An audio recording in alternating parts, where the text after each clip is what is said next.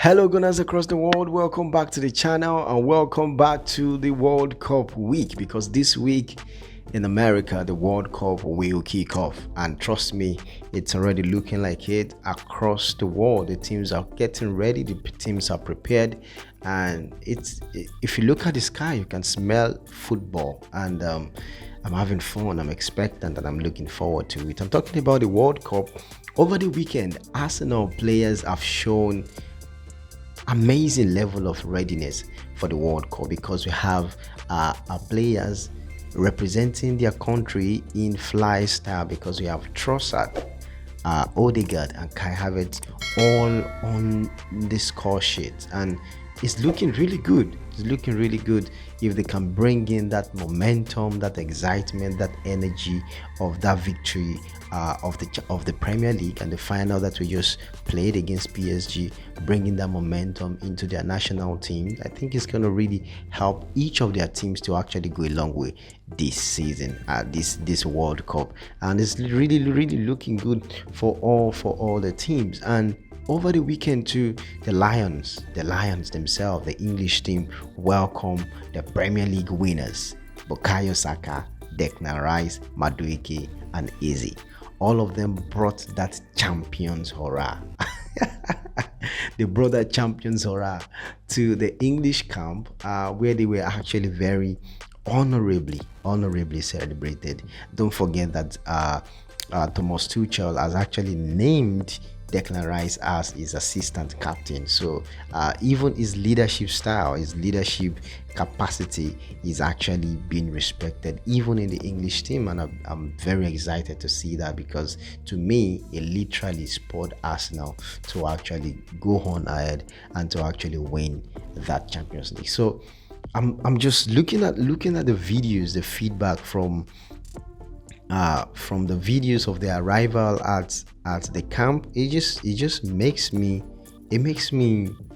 excited. I would just say I'm quite excited about what is going to happen, and I'm really looking forward, and I'm rooting for the English team. Though I'm Nigerian, but I'm really rooting for the English team, and I just want to see them succeed, even because of the boys. I would also want to talk about one Johanna that just signed for Brighton. I mean, about this time last year, Johanna was playing in Kaduna in Nigeria here, and I can absolutely tell you that within 1 year story has changed, and it's not just a fluke story, which I think is going to be a very big boost for Brighton, because Nigeria is a very big country on football. We are very big on football. We love football, and we love the Premier League. A lot of people here watch the Premier League. For Brighton to sign Johanna, I mean, they literally just signed probably 100 million more fans in Nigeria. And also, I have checked out Johanna's clips. I think he's an absolutely fantastic player, and to be honest, when I see Zadok, I see a future Arsenal star in him, and I just want to say congratulations to him, congratulations to Premier League for bringing in another incredible star, and I just cannot wait for him to express and to just be himself, and be a great player in the Premier League. Don't forget that this week Florentino Perez of Real Madrid has won the presidential election for Real Madrid, and don't forget, he said he's going to be spilling some cash on one particular player that we don't know about yet, but it's been reported that this player is Mikel Arteta, and he's going to be spilling some 150 million pounds. They really want to compete in the next Champions League, and actually he said it yesterday. He said that they will be going for their 16th UEFA Champions League. So Arsenal might want to look into that direction and consider getting really serious in that transfer window, because our rivals are ready. We will be competing with the likes of Real Madrid, Bayern Munich, even PSG, and I mean, I'm glad that we are making this Monga signing. We're talking about Mbemba, which I'm going to go to in just a couple of minutes. We need to be serious in our signings, and our signings need to actually make statement, because signings actually had, a psychological boost to the team. And I will say that right now, if we keep signing these youngsters, while it is actually good, I support signing youngsters. I have no issues with it.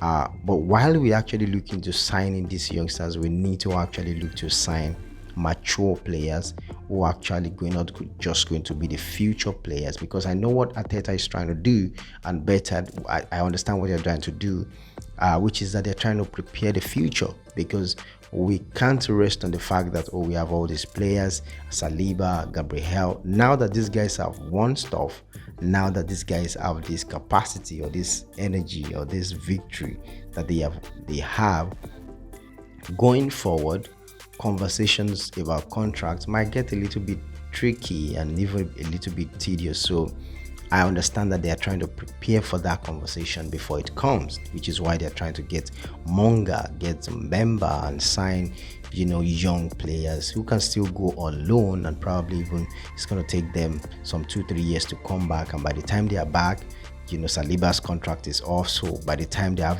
having that conversation, they're having it from a place of comfort and convenience. I understand that, absolutely. I really understand that. But at the same time, we need to compete.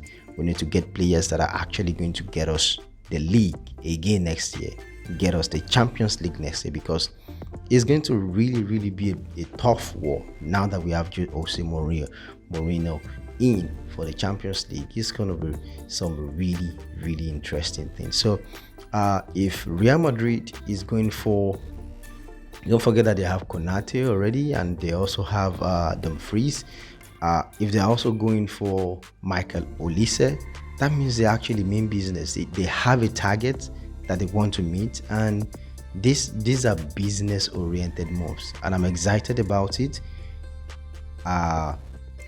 It brings competition to Champions League next season, and even in their local league, it brings competition. But I'm just concerned about Arsenal. I want us to actually mean business, go for the right players, and sign the right players. So I just hope that we make some good signings. I know that so far Arsenal have also been in touch with Emmanuel Mbemba. Remember the 19-year-old PSG player is also a defender. He's been recently linked to Arsenal, and actually, from what I'm hearing, from information that we are gathering, Arsenal is actually pushing for Mbemba, and is considered as one of the top defensive prospects in PSG's academy. But right now, from what we are hearing, that he's not interested in renewing his contract, and Arsenal might actually just be his next destination. So why does Arsenal actually want Emmanuel Mbemba? Left-footed defenders are valuable. Arsenal plays a premium on left-footed defenders because they balance the build-up play from the back, and Mbemba is naturally left-footed and can play both center back and left back. So that is quite consistent with Arteta's gameplay. He always like utility players that can play multiple roles at the same time. So he has leadership qualities. He has captained PSG's under-19 side to victory in the French Youth Cup, which suggests coaches already trust him with leadership responsibilities. And he has positional versatility, which is what I just talked about. Although primarily a center back, Arsenal reportedly see him as a potential long-term left back as well. That versatility for Mikel Arteta's preference is top on the list for Mikel Arteta. And developmental pathway. Reports indicate that Arsenal have presented a plan similar to the one used for William Saliba to sign him. Which means they sign him, potentially send him on a loan in Europe, and gradually integrate him into the first team setup, which is what I was talking about initially. So all these players, the Mongas of this world, Mbembas of this world, they sound like they are actually players of the future. which is not a bad idea, And what could he add to Arsenal if the move happens? Don't really expect anything from him right now, because he's probably going to be competing with players like Ricardo Calafiori, Jurgen Timber, Marcus Kelly. So most likely will be going on a long term.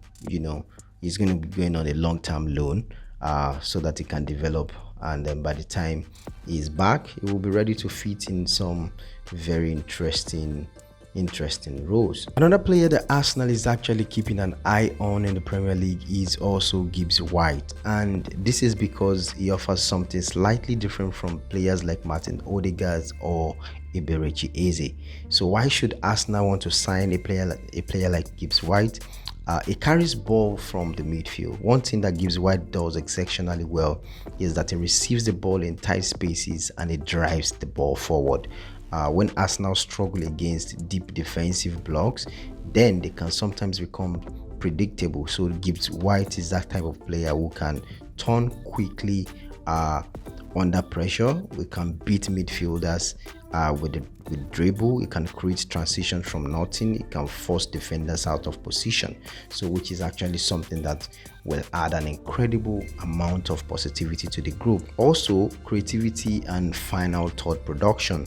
He is not just a dribbler for Nottingham Forest. He has become a creator. He has become a goal scorer and a set piece threat and a leader in attack. So his outputs has been one of the main reasons Forest have remained competitive and made a very strong European push. So we need a player like that. In fact, we need multiple of them in the team. Another reason Arsenal might want to sign Gibbs-White is tactical flexibility. He can play number 10, he can play attacking midfielder, he can play right-sided attacking midfielder, left-sided attacking midfielder, and occasionally as a wide. So that versatility is something that Arteta actually really values and may make him want to actually consider bringing him into the group. So what would he actually add to Arsenal if we end up signing a player like Gibbs-White? Number one is going to be more goals are going to come from the midfield. One of the criticism of Arsenal's attack has been that too much creative responsibility falls on Ødegaard and Bukayo Saka, and Gibbs-White would actually solve that problem because he would provide additional goals. He's going to provide additional assists. He's going to be another player that will be capable of deciding games, and we need that. And he also brings about better squad rotation.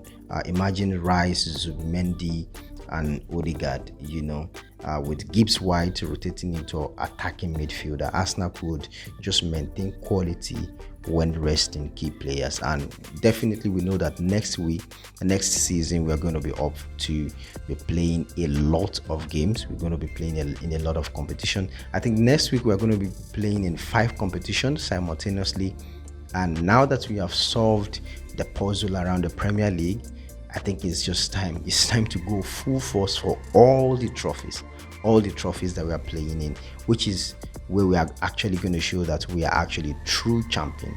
So in a time like this, we actually need a player who can actually be a good backup for imagine we have a big Champions League game, and then we also have like maybe the FA Cup or the Carabao Cup semi-final, and then we need someone to just fill in some space for maybe Rice or Ødegaard, and then we need a good hand to also do that. So having a player like that is actually going to be something that would add massively to the team. It adds greater unpredictability to the team. Against teams that defend with 10 men behind the ball, Gibbs-White's ability to dribble and take risk could actually be extremely useful. His numbers in 2025-2026, according to recent statistics: Premier League appearance of 37, he had a contribution of 15 goals and 4 assists.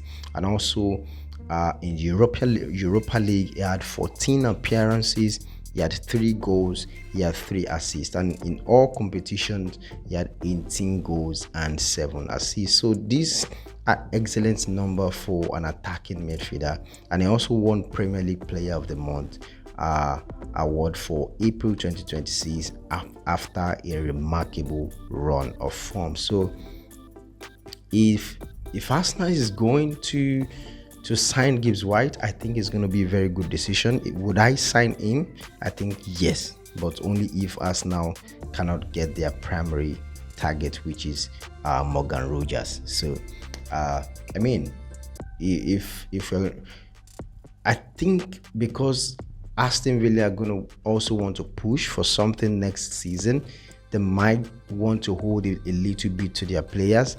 But then if you're not going to get Morgan Rogers, I think Gibbs-White might actually be a very good substitute for that. But I really hope that we're able to secure a player like Morgan Rogers or Bradley Bacola, and probably Julian Alvarez. But let me know in the comment section, who do you want us to sign? Who do you think will fit in? What are the additional players, additional hands that you think Arteta would need to build a machine that will go into the 2027 season and actually get us the kind of result that we actually need.